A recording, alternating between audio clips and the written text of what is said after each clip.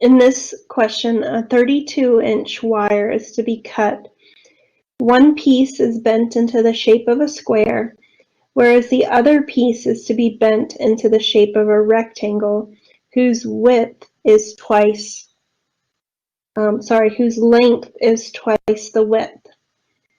Find the width of the rectangle that will minimize the total area. Okay, so first we want to start off by using a piece of wire that is a total of 32 inches long. We're going to cut that wire at some point. I don't know what point we're going to cut it. And one piece will be bent into a square, and the other piece will be bent into a rectangle.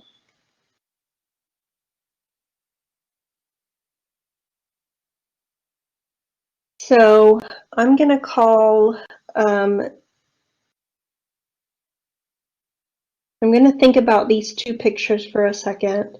So the picture of the square,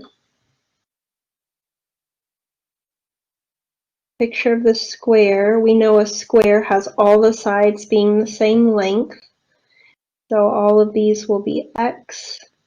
And if we were to think about the area of that square, the area would be x times x, which is x squared, length times width, which is x squared.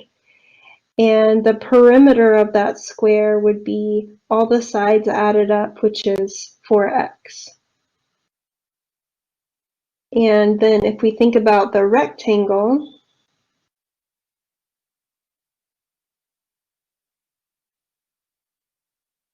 with the rectangle, I'll use a different letter. Rectangles have also 4 sides, but we have some information about this rectangle.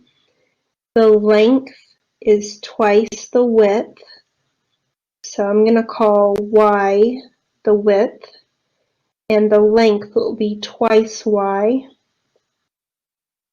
So if we're thinking about the area of this rectangle, it'll be length times width, which will be y times 2y. That'll be 2y squared.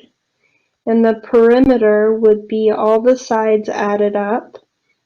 So that's y plus 2y plus 2y. And that's 6y.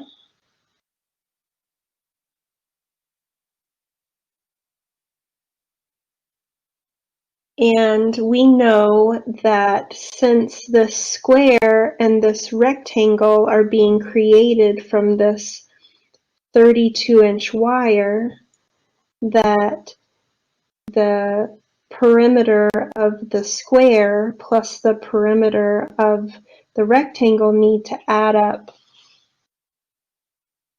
to 32 inches. So I know that 32 is going to equal 4x plus 6y. And in this question, I'm trying to minimize the total area. So the total area would be x squared plus 2y squared. Now I've got too many variables in my area equation, so I'm going to use this information about the perimeter to try to reduce the number of variables. So I'm going to solve for y. Maybe I'll solve for x. I'll solve for x. So this is going to give me 32 equals 4x plus 6y. I'll subtract 6y on both sides. That gives me 4x equals 32 minus 6y. And then I'll divide by 4 on both sides. That gives me x equals 8 minus And I'll reduce that fraction. 6 over 4 reduces to 3 over 2y. And then this allows me to substitute this in for x, and it'll reduce the number of variables in my equation. I have 8 minus 3 halves y squared plus 2y squared. I want to simplify this. 8 minus 3 over 2y squared is 8 minus 3 over 2y times 8 minus 3 over 2y plus 2y squared. And if I multiply that out, I'll get 64 minus 8 times 3 over 2y minus 8 times 3 over 2y plus 9 over 4y squared plus 2y squared. That's 64, and then 2 goes into 8 4 times, so it's a minus 12y. 2 goes into 8 4 times, I have another minus 12y. And then I want to combine these like terms together, so I need a common denominator. Now multiply this one by 4 over 4. That's plus 9 over 4y squared plus 8 over 4y squared.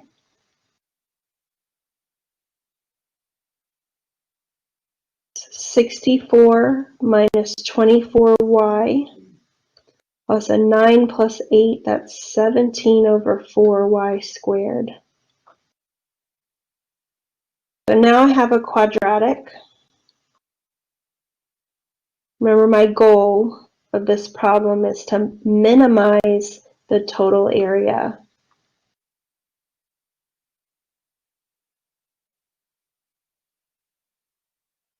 So our quadratic has a positive leading coefficient, meaning that it's an up-facing parabola, and the minimum will occur at the vertex. So let me find the value of the vertex. I'm going to use the vertex formula, which is negative b over 2a. That's negative, b is negative 24 over 2a. So that's 2 times 17 over 4. So this is 24 over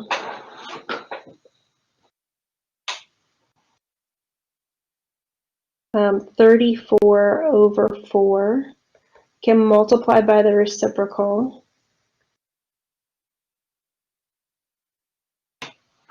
And I'm getting some messy numbers here.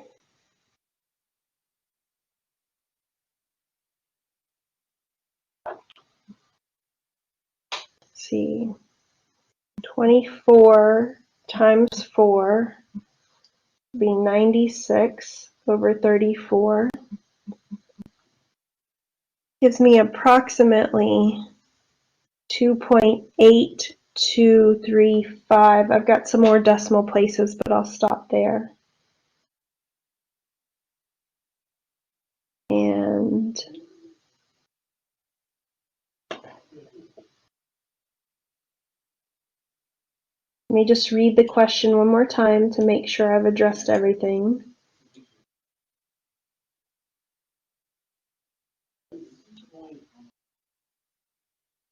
Find the width of the rectangle.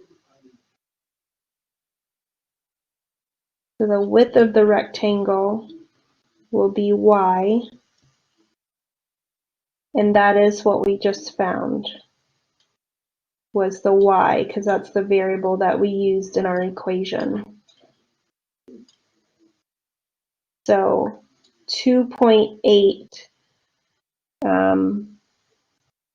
was it inches?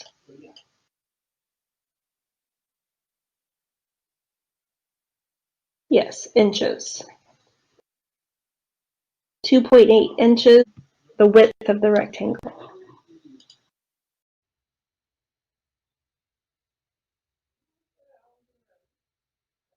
Thank you for checking out my videos. Have a great day.